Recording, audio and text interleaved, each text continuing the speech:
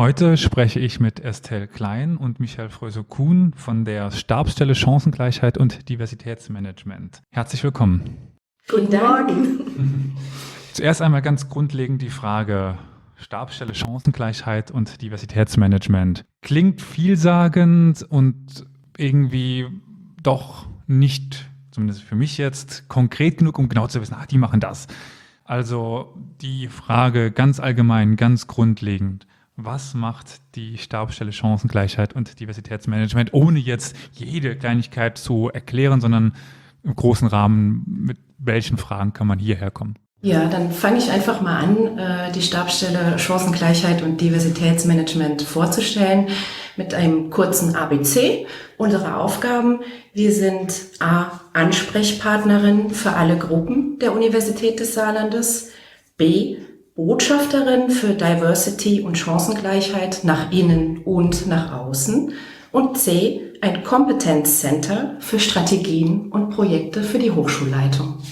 Also quasi der universelle Ansprechpartner, wenn es um Benachteiligungen geht, um Diversität geht, um Chancengleichheit geht, um Gleichstellung geht, dann kann man zu Ihnen kommen.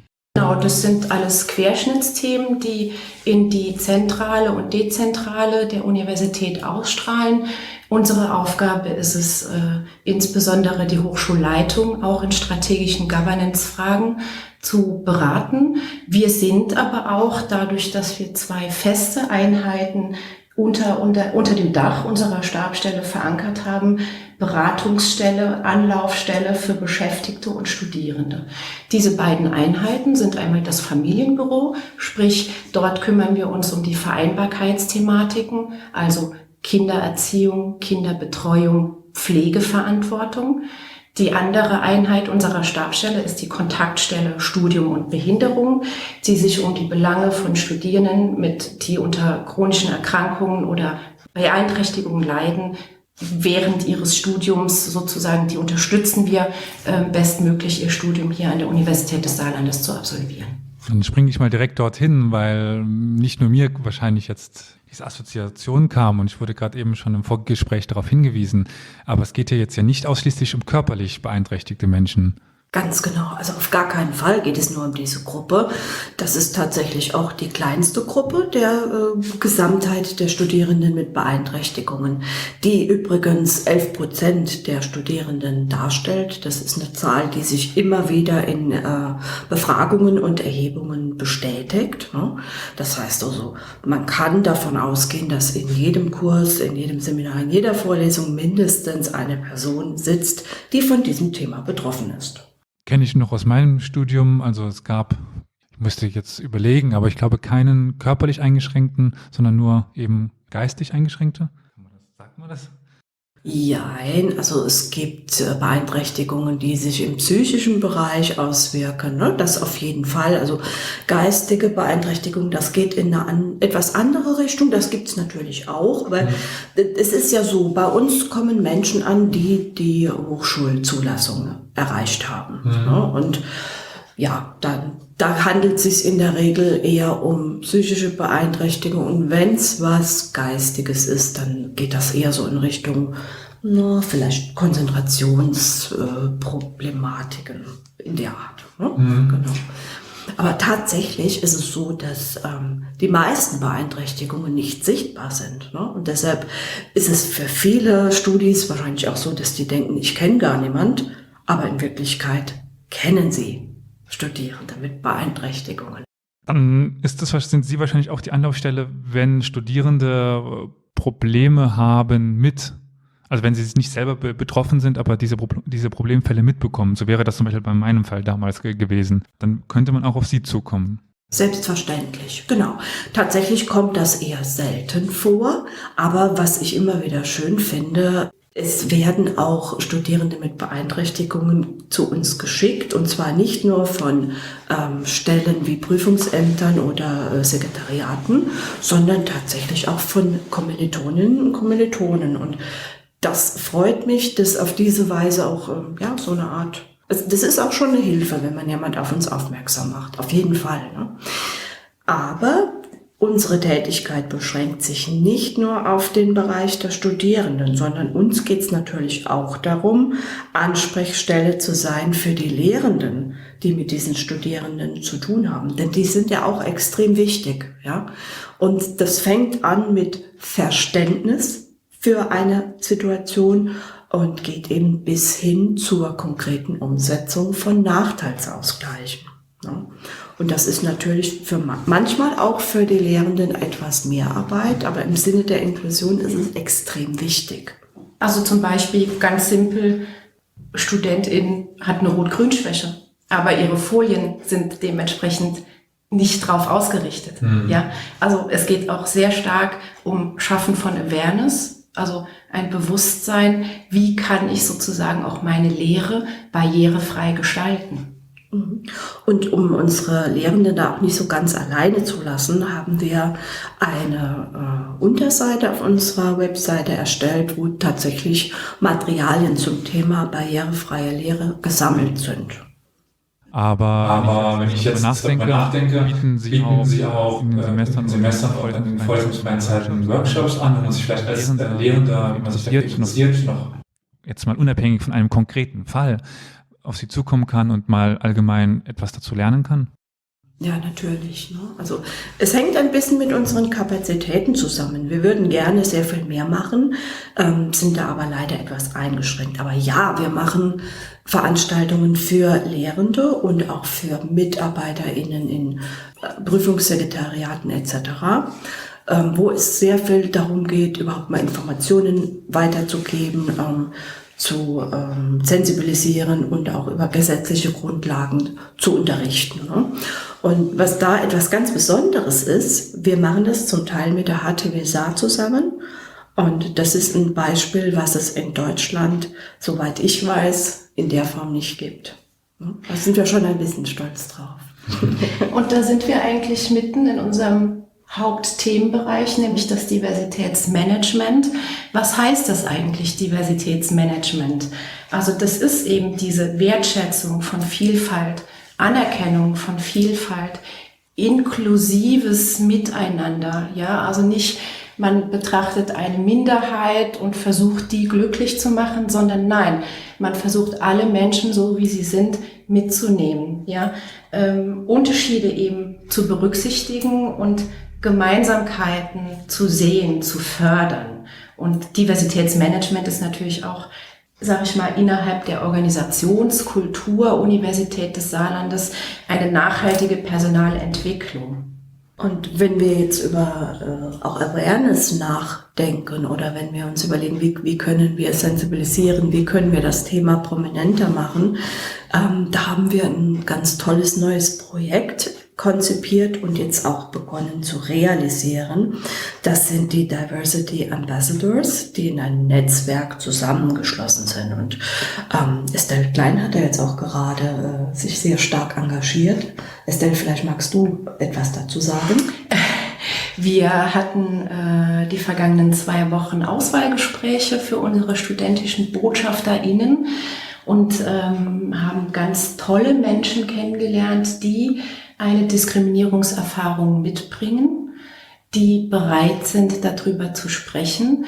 Wir werden die trainieren, wir werden die sensibilisieren und stärken, wir werden sie empowern, sodass sie schlussendlich zum einen Ansprechpersonen sind für die Studierenden in ihrem Umfeld. So, ich sag mal, ganz platt formuliert, zum einen sehen sie, was an der Bushaltestelle passiert und sie können sozusagen unterstützend eingreifen und sei es nur, hallo, das ist nicht in Ordnung, was hier gerade geschieht. Ja?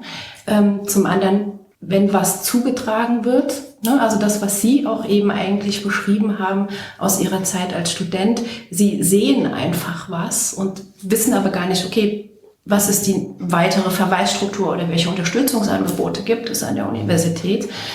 Wir machen die sichtbar, übrigens auch über Podcasts. Ein sehr schönes neues Format. Ja, wir freuen uns total. Und natürlich ist es, also der erste Step ist, dass die aktiv werden hier auf dem Campus Und im nächsten Schritt, dass die gebucht werden können von Schulen, von Kindergärten, von Seniorenresidenzen und dort auch weiter einfach Vorträge halten, um zu sensibilisieren, um zu sagen, hallo, ich bin ein Mensch genau wie ihr. Ich habe vielleicht den und den speziellen Effekt, ja, aber das kann man auch wieder als Mehrwert nutzen. Um dann wieder an den Anfang unseres Gespräches zu gehen, also an der Universität und eben noch darüber hinaus. Genau. Ich meine, wir sind sowieso große und begeisterte Netzwerkerinnen. Ne? Also egal in welchem Bereich, ob es jetzt um das Thema Studieren mit Beeinträchtigung geht, ob es um das Thema Familie geht, Diversity auf jeden Fall. Und deswegen war es uns auch sehr wichtig, dass die Uni sich in bestimmten deutschlandweiten Netzwerken committet oder in bestimmten Vereinen. Ne? Also das größte oder der größte Erfolg dieses Jahres war jetzt zum Beispiel die Unterzeichnung der Charta der Vielfalt, wo also auch ganz viele Global Players mit drin sind und wo man ganz tolle Netzwerkeffekte erzielen kann. Ne? Und es ist natürlich auch ein Commitment. Das heißt, die Universität ist eine Hochschule für alle. Uns ist es wichtig, einen diskriminierungsfreien Campus zu leben, ja, und alle Menschen so mitzunehmen, wie sie sind. Also von, ich sag mal, die Vielfaltsdimensionen wie Alter, ethnische Herkunft, geschlechtliche Identität, körperliche oder geistige Fähigkeiten, Religion, Weltanschauung, sexuelle Orientierung und soziale Herkunft. Jetzt haben wir bisher viel über körperliche oder geistige Fähigkeiten gesprochen und auch ein bisschen etwas über Chancengleichheit. Aber was ich noch ganz interessant finde, was ja auch diese zweite Säule ist, dieses Familienbüro, ist es ja auch die Frage, inwiefern es zum Beispiel an der Universität Studium und oder Lehre, Forschung als Frau, als Mutter, als Vater möglich. Auch dort sind Sie ja Ansprechpartner.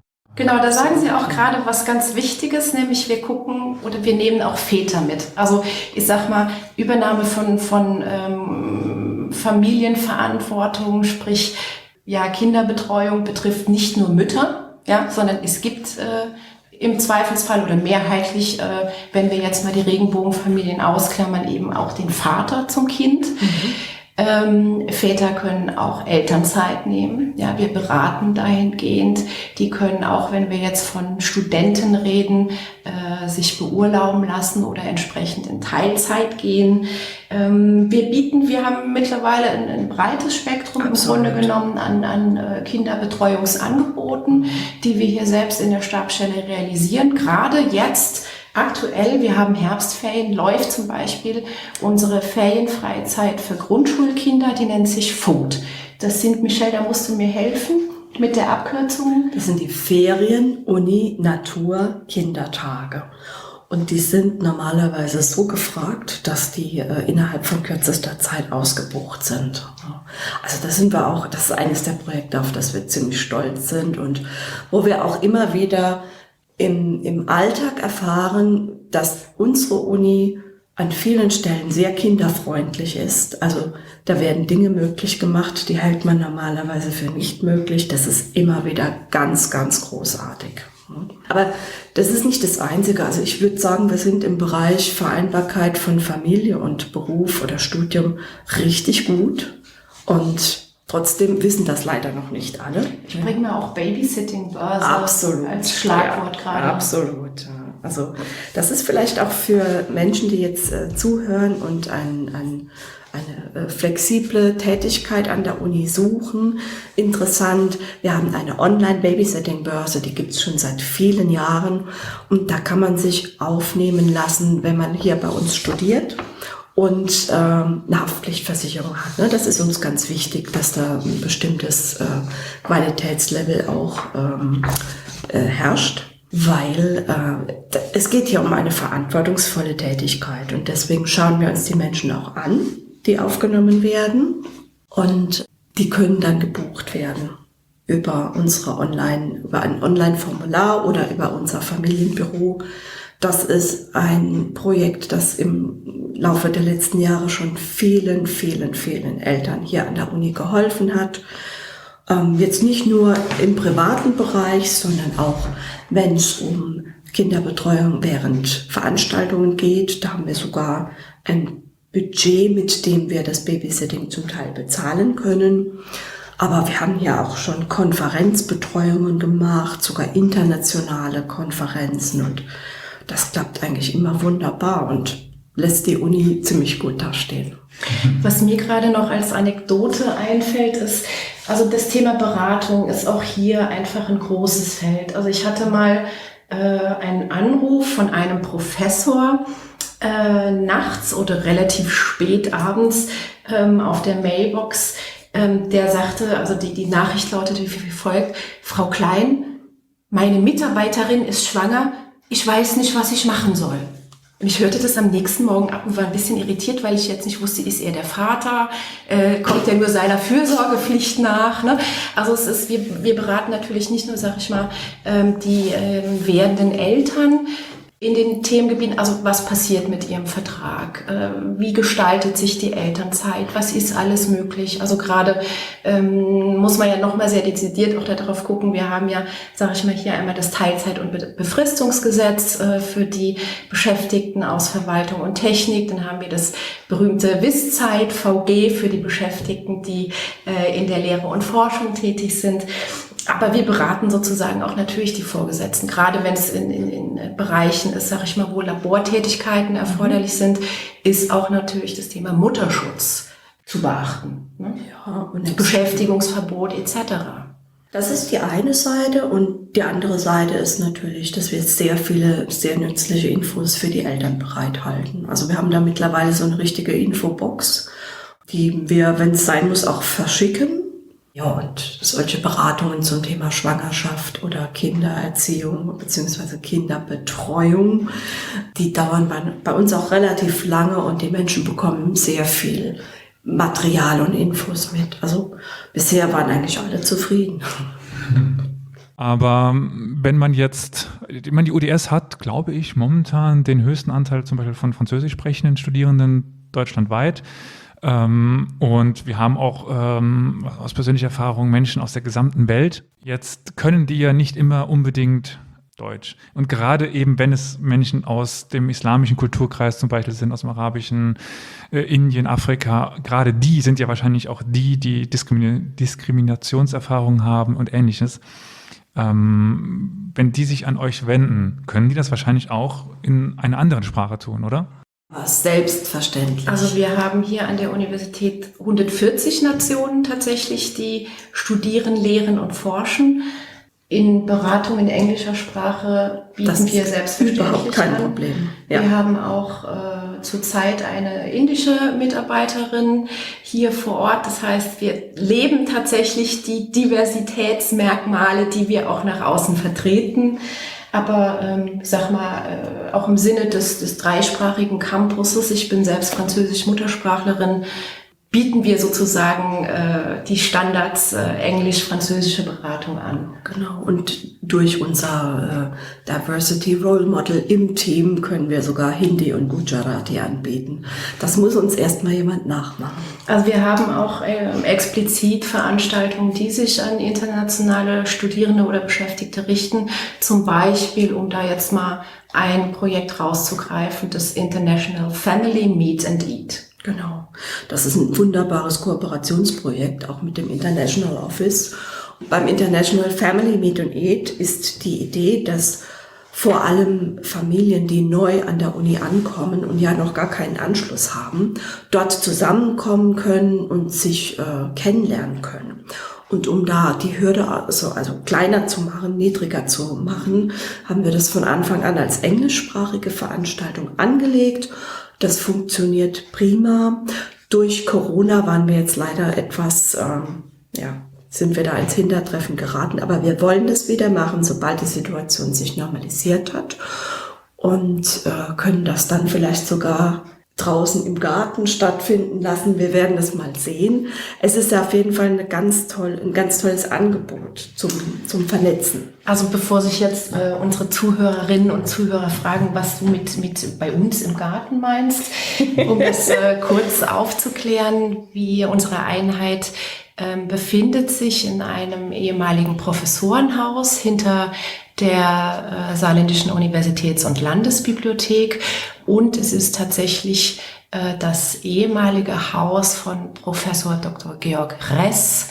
Hier wurden Grundsteine der Menschenrechte gelegt und verschriftlicht. Also ein großer Spirit, der unsere Einheit begleitet. Und wo man dann auch eben hingehen kann, wenn man Fragen hat zur Chancengleichheit, zu Diskriminationserfahrungen, zu Diversität, zu allen möglichen Problemen, die einem im Studium auch begegnen können. Selbstverständlich. Ganz genau. Ja. Dann würde ich sagen, vielen Dank und liebe ZuhörerInnen, ich hoffe, Sie konnten etwas mitnehmen und dann, wenn Sie Probleme haben, wenden Sie sich an die Stabsstelle für Chancengleichheit und Diversitätsmanagement. Vielen Dank. Dankeschön. Danke.